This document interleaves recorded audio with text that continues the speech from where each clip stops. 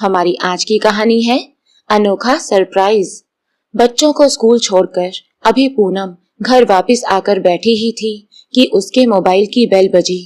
देखा तो उसकी सहेली का फोन था। फोन उठाते ही वो बड़े उत्साह के साथ बोली, हेलो राखी, कैसी है तू? अरे यार, तुम लोगों की बहुत याद आती है। हाँ पूनम, हम लोग भी तुझे बहुत मिस करते हैं। और पता, वहाँ सब कैसा चल रहा है? राखी ने पूछा तो गहरी सांस लेते हुए पूनम ने कहा, क्या बताऊं राखी, मेरे पति प्रकाश के ट्रांसफर के बाद जब से हम लोग कानपुर आए हैं, मेरा तो बिल्कुल भी दिल नहीं लग रहा, कुछ भी अच्छा नहीं लगता। लेकिन ऐसा क्यों, नया घर पसंद नहीं आया क्या? अरे नहीं, ऐसी बात नहीं है। हमारा घर तो एक बहुत अच्छी सोसाइटी में है। आसपास जहां भी नजर दौड़ाओ, चारों ओर खूब हरियाली है। पर फिर भी मन में वो सुकून नहीं है जो मैं अपने पिछले घर में छोड़कर आई हूँ।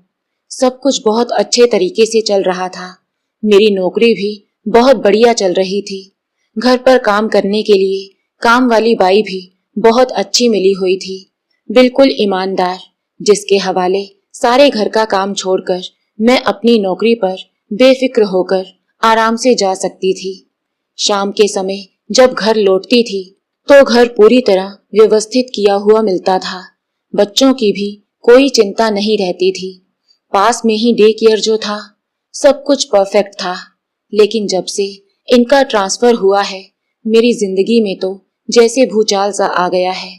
ना तो यहाँ भरोसे लायक कोई मेड मिल रही है और ना ही घर के पास कोई डे केयर है जहाँ मैं अपनी जॉब के दौरान बच्चों को छोड़ सकूं। पूनम ने कहा तो उसकी सहेली राखी बोली, ये बात तो है, शहर बदल जाने से बहुत कुछ बदल जाता है। फिर तो तुझे बहुत परेशानी हो रही होगी ना? हाँ राखी, प्रकाश के तबादले की वजह से सब गड़बड़ हो गई है। बच्चे तो फिर भी धीरे धीरे रूटीन में आ रहे हैं और प्रकाश भी आते ही अपने ऑफिस के काम में व्यस्त हो गए हैं। पर मेरा क्या, मेरा तो करियर पूरी तरह से चौपट हो चुका है। कहते कहते पूनम का मन उदास हो गया। तभी एक कुरियर वाले ने दरवाजे पर बेल बजाई। अच्छा राखी, बाद में बात करती हूँ तुझसे, दरवाजे पर कोई आया है, कहते हुए पूनम ने मोबाइल रखा और दरवाजा खोलकर कुरियर लेने लगी। अभी पार्सल लेकर दरवाजा बंद करने ही लगी थी कि उसकी सरसरी नजर थोड़ी दूर एक पेड़ की ओट में खड़ी एक वृद्ध औरत पर पड़ी। उसे देखते ही वो अंदर तक कांप उठी। ये बुढ़िया फिर से यहाँ? हे भगवान, आखिर ये बूढ़ी औरत हर रोज मेरे घर पर ही टकटकी लगाए क्यों देखती रहती है? ना जाने क्या चाहती है ये बुढ़िया। कहीं ऐसा तो नहीं कि छुप छुप कर हमारे बारे में जानकारी हासिल कर रही है? कहीं कोई लूटपाट के इरादे से? सोचते सोचते पूनम का दिल दहल उठा। उसके मन में कई तरह की शंकाएं घर करने लगी, क्योंकि 3 दिन से लगातार वो बुजुर्ग औरत उसके घर पर नजर बनाए हुए थी। हर क्षण पूनम के मन की बेचैनी लगातार बढ़ती जा रही थी। जब रात को उसका पति प्रकाश घर आया तो पूनम के चेहरे पर बेचैनी को भांपते हुए बोला, पूनम, क्या हुआ तुम्हें? तबीयत तो ठीक है, कुछ परेशान लग रही हो। चिंता की ही तो बात है, वो अजीब सी बूढ़ी महिला आज फिर हमारे घर को टकटकी लगाए देख रही थी। ना जाने क्या चल रहा है उसके दिमाग में, आखिर चाहती क्या है वो? पूनम ने गुस्से और डर के मिश्रित भाव लिए कहा तो प्रकाश बोला, अरे पूनम, इसमें चिंता की कोई बात नहीं है, एक बूढ़ी औरत ही तो है, कर ही क्या सकती है वो? आप भी कमाल करते हैं, आजकल माहौल अच्छा नहीं है, चोरी और डकैती तो एक आम बात हो गई है। आए दिन टीवी पर भी बच्चों के अपहरण की खबरें देखने सुनने को मिलती हैं। उस बूढ़ी औरत का हमारे घर पर नजर बनाए रखने के पीछे कोई ना कोई मकसद जरूर है। ये सुनकर प्रकाश भी थोड़ा बेचैन हो उठा और फिर बोला, तो ठीक है, मैं सोसाइटी के गार्ड को खास ध्यान रखने के लिए कह देता हूँ। अगर अगली बार कुछ ऐसा होता है तो तुम मुझे तुरंत कॉल कर देना। बात ज्यादा बढ़ेगी तो हम पुलिस कंप्लेंट करेंगे। उसके बाद 2-3 दिन बीत गए।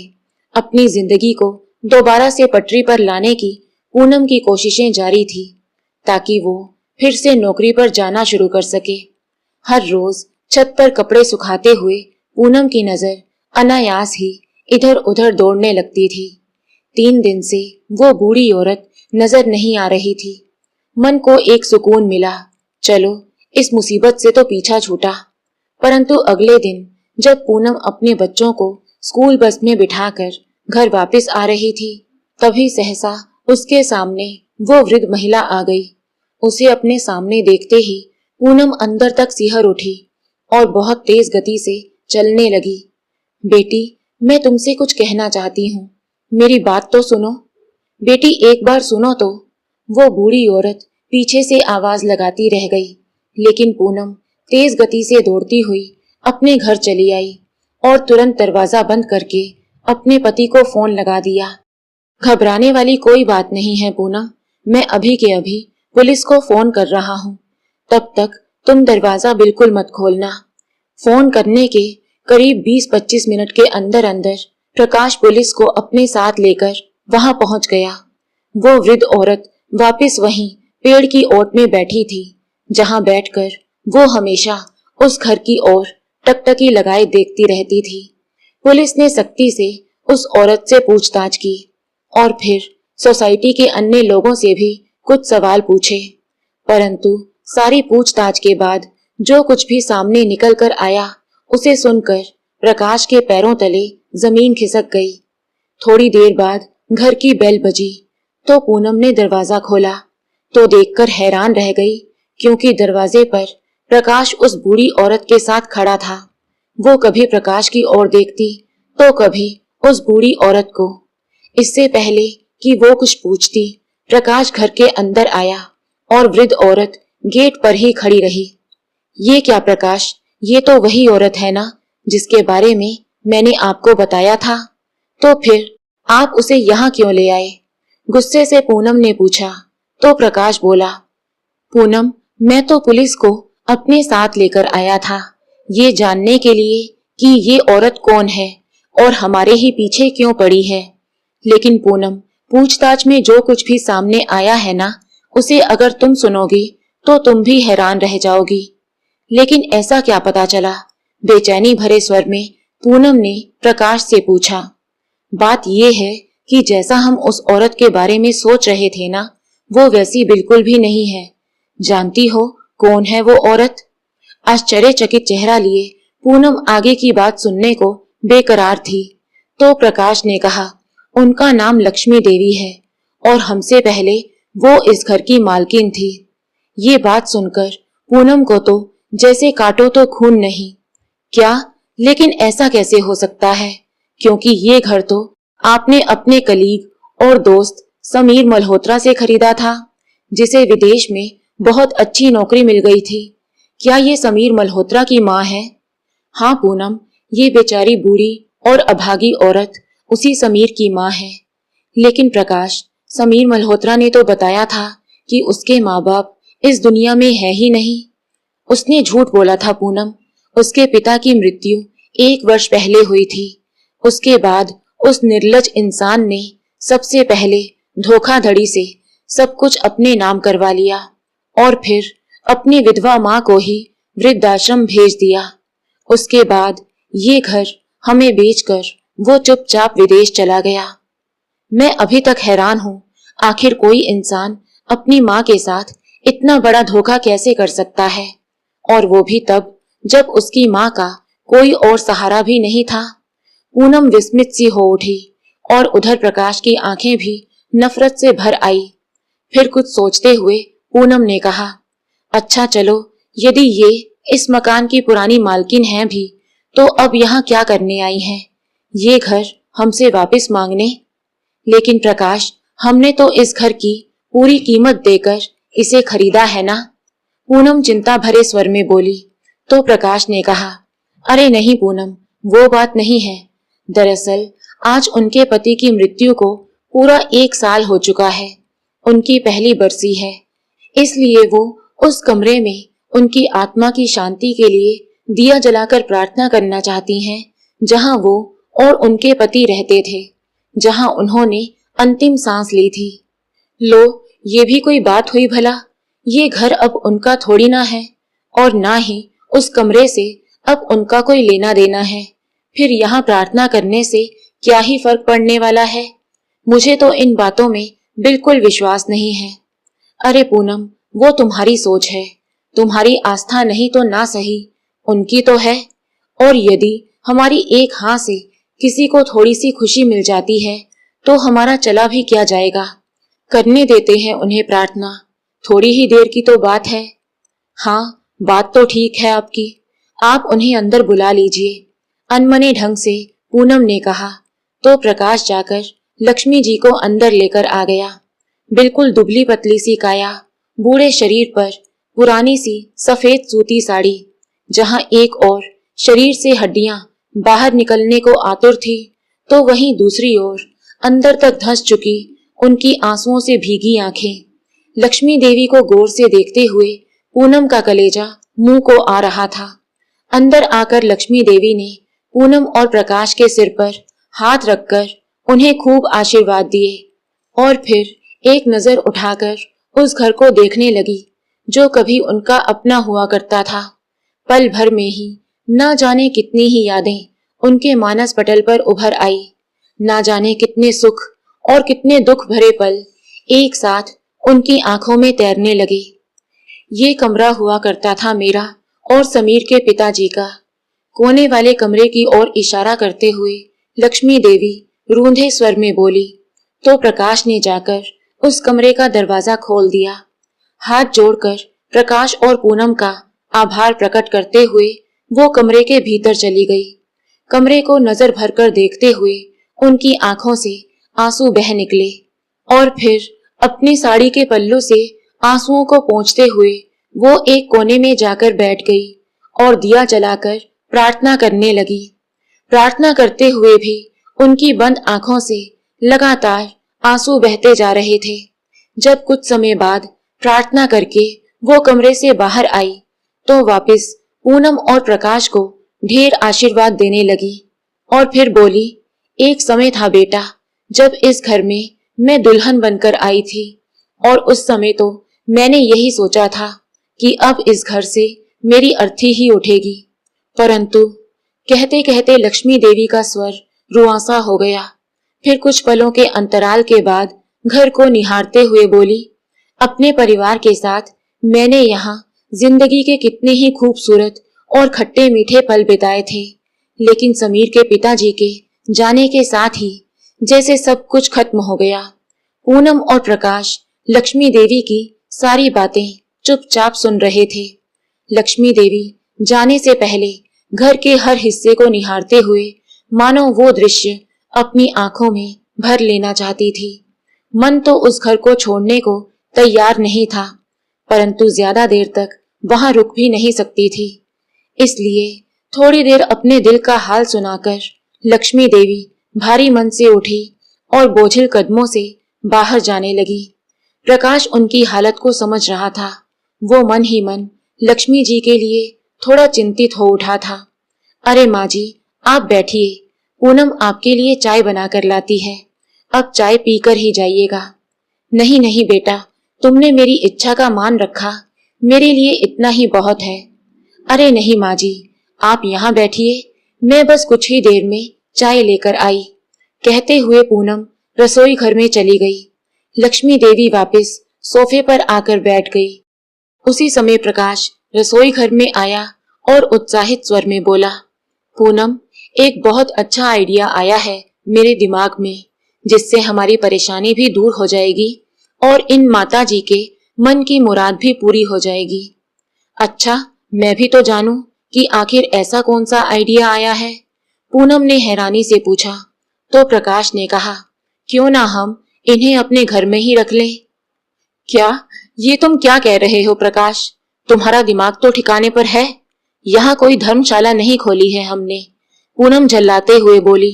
तो प्रकाश ने उसे समझाते हुए कहा, पूनम जरा सोचो तो, वैसे भी तो वो अकेली हैं, कितनी दुखी हैं बेचारी, और यहाँ इस घर में तो जैसे उनकी जान बसी है।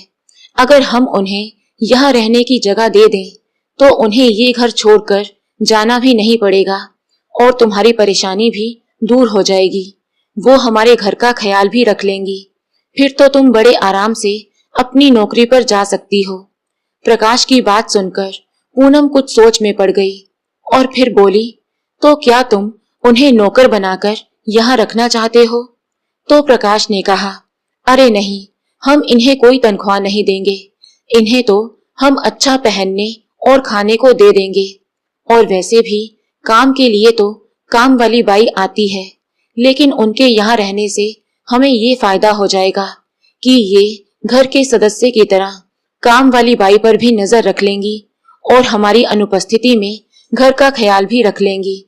फिर तो तुम भी टेंशन फ्री होकर अपनी नौकरी पर जा सकती हो, क्योंकि घर का काम और बच्चों को संभालने के लिए पीछे से माँ जी तो होंगी ही। अच्छा, तो ये आइडिया है तुम्हारा, मान गई तुम्हें। लेकिन क्या माता जी इस बात के लिए राजी होंगी? लो, ये भी कोई पूछने वाली बात है? जहाँ उनकी जान बसी है, हम तो उन्हें उस घर में रहने का मौका दे रहे हैं। वो मना तो कर ही नहीं सकती। लेकिन प्रकाश, सोचने वाली बात है कि उन्हें तो उनके बेटे ने ही धुतकार दिया। ऐसा तो नहीं कि ये माँ जी ही अच्छे स्वभाव की ना हो। कहीं ऐसा ना हो कि एक दिन ऐसा आ जाए कि वो मालकिन बनकर हमारे घर पर अपना हक समझने लगे। अरे पूनम, ऐसा कुछ नहीं होगा, तुम निश्चिंत रहो। ये सुनकर पूनम चुप रह गई और फिर सोचने लगी, बात तो ठीक है, माँ जी के यहाँ रहने से मुझे बहुत सुख हो जाएगा। अभी तो मुझे जरूरत है तो उन्हें यहाँ रख लेती हूँ। फिर अगर उन्होंने कुछ ऐसा वैसा किया तो निकाल बाहर करूंगी उन्हें। वैसे भी ये घर हमारे नाम पर ही है, तो ये बूढ़ी औरत कर ही क्या सकती है। अरे पूनम, किस सोच में पड़ गई? तुम चाय लेकर बाहर आओ, फिर उनसे बात करके देखते हैं। कहकर प्रकाश रसोई घर से बाहर आ गया। चाय पीते हुए प्रकाश ने कहा, माँ जी, हम आपका दुख समझ सकते हैं। जिस जगह के साथ इंसान की इतनी यादें जुड़ी हों, उस जगह को यूं छोड़कर जाना आसान नहीं होता। इसलिए हम लोग ये चाहते हैं कि आप यहीं इसी घर में रुक जाइए। प्रकाश के प्रस्ताव पर लक्ष्मी देवी की आंखों में चमक आ गई।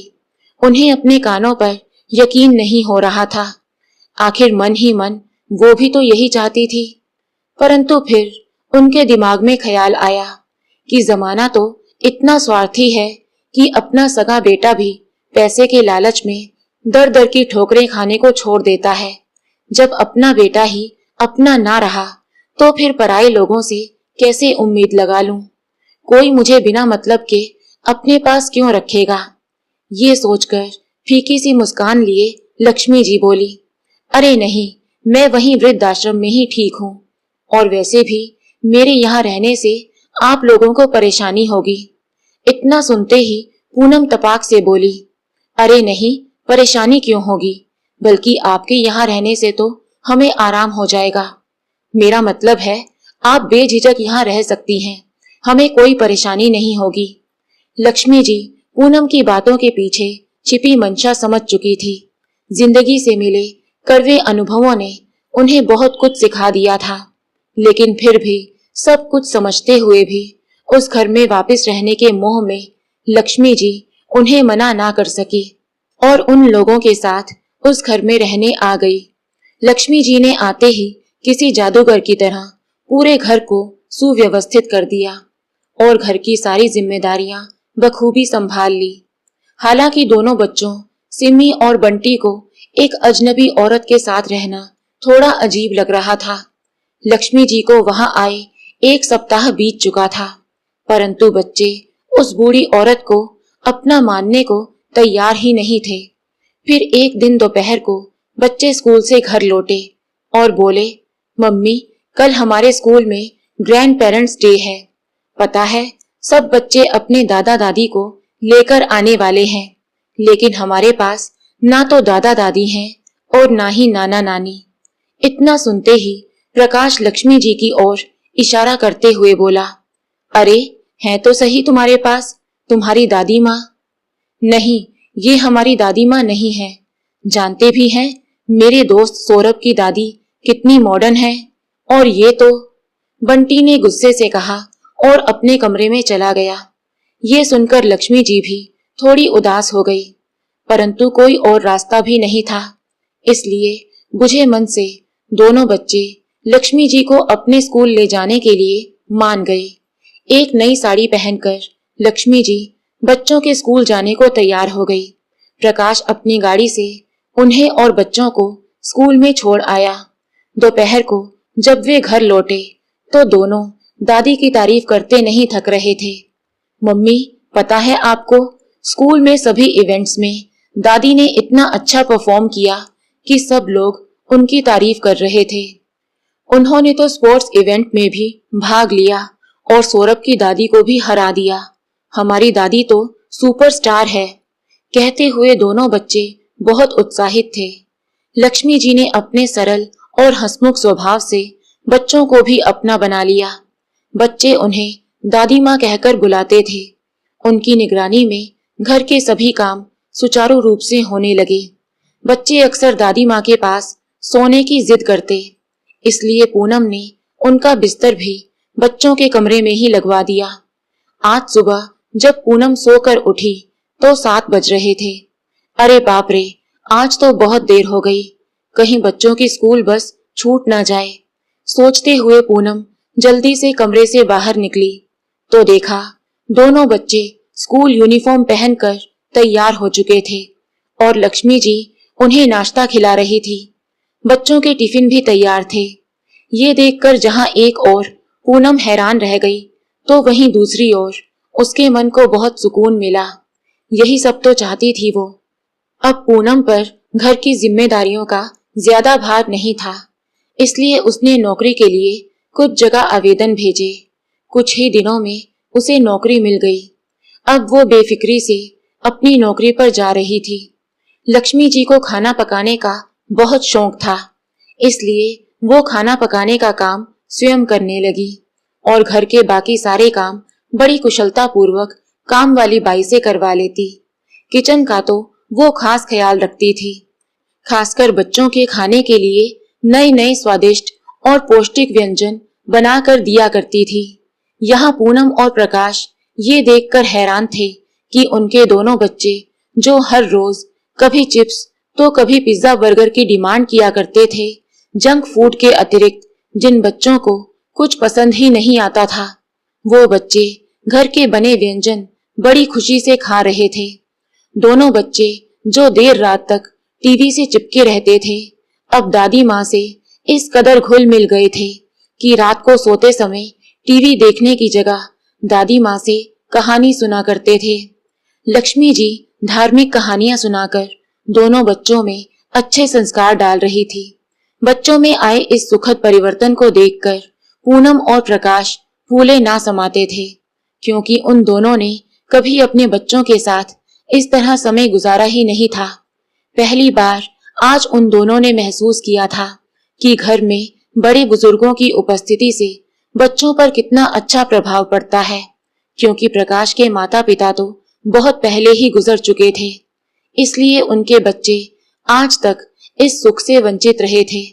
आज लक्ष्मी जी ने सिमी और बंटी को सुबह सुबह जगाया तो वे दोनों बोले, नहीं दादी, आज हम स्कूल नहीं जाएंगे। लेकिन बेटा, स्कूल की छुट्टी करना तो अच्छी बात नहीं है, लक्ष्मी जी ने कहा तो सिमी बोली, अरे नहीं दादी, आज बहुत स्पेशल दिन है। आज मम्मी और पापा की मैरिज एनिवर्सरी है, इसलिए आज तो घर पर पार्टी होगी।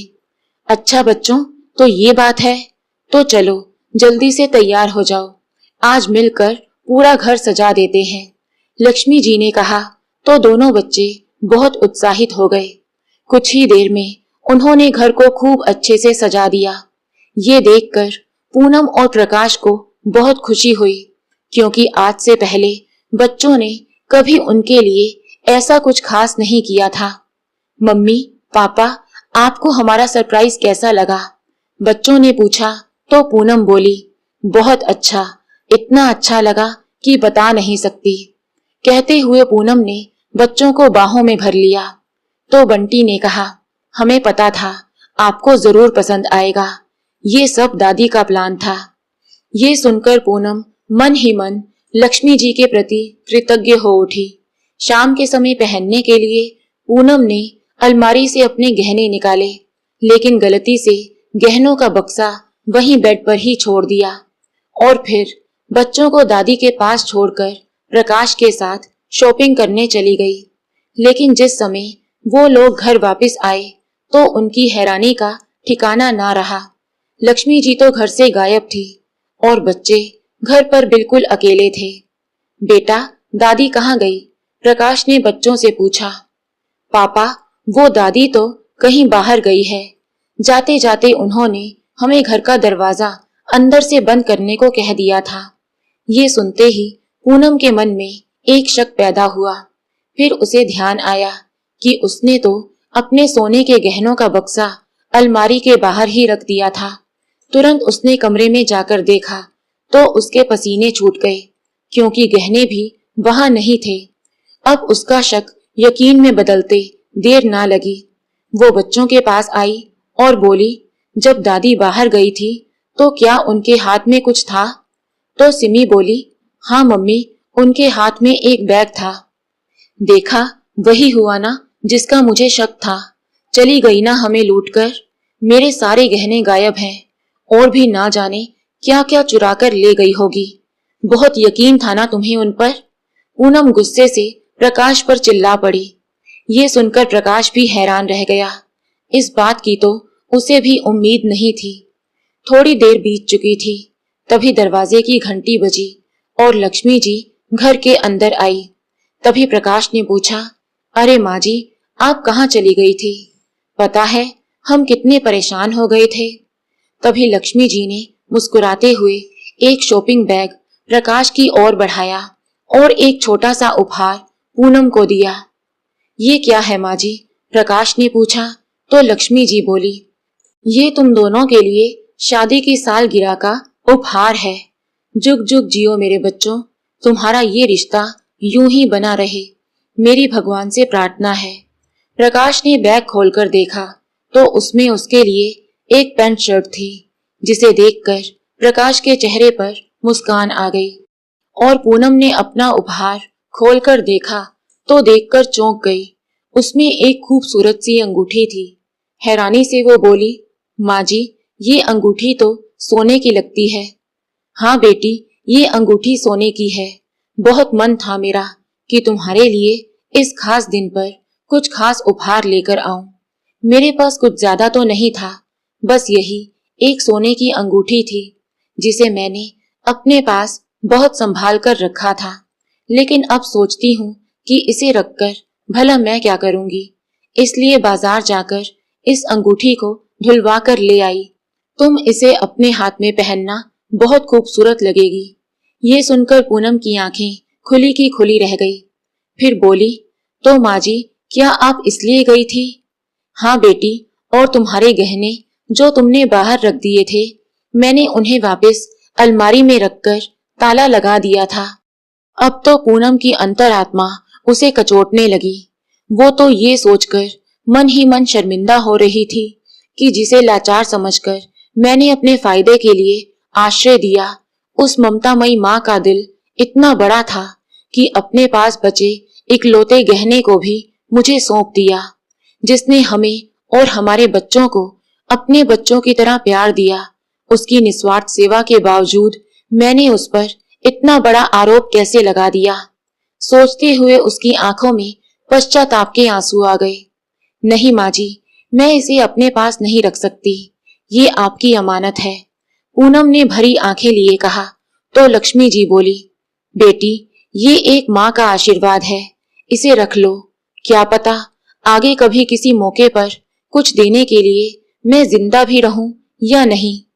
नहीं माँ जी, आप ऐसे शब्द अपने मुंह से भी मत निकालिए। भगवान आपका आशीर्वाद हमेशा हमारे सिर पर बनाए रखें। कहते हुए पूनम उनसे ऐसे लिपट गई जैसे बरसों बाद कोई बिछड़ी हुई बेटी अपनी माँ से मिल रही हो। वो दिन पूनम को कभी नहीं भूला, क्योंकि उस दिन उसे भगवान ने एक ऐसा बेशकीमती उपहार दिया था जो अनमोल था, और वो उपहार था निस्वार्थ भावनाओं से भरा माँ का प्यार। और वो दिन लक्ष्मी जी के लिए भी यादगार बन गया, क्योंकि उस दिन उस घर में उनकी पुनर्प्रतिष्ठा हुई, एक आदरणीय मां के रूप में। अगले ही दिन घर के बाहर लगी नेम प्लेट को भी बदल दिया गया और एक नई नेम प्लेट लगाई गई जिस पर लिखा था लक्ष्मी निवास। तो दोस्तों, आपको ये कहानी कैसी लगी, लाइक और कमेंट करके जरूर बताएं और चैनल को सब्सक्राइब करना बिल्कुल ना भूलें। मिलते हैं एक नई कहानी के साथ। बहुत बहुत धन्यवाद।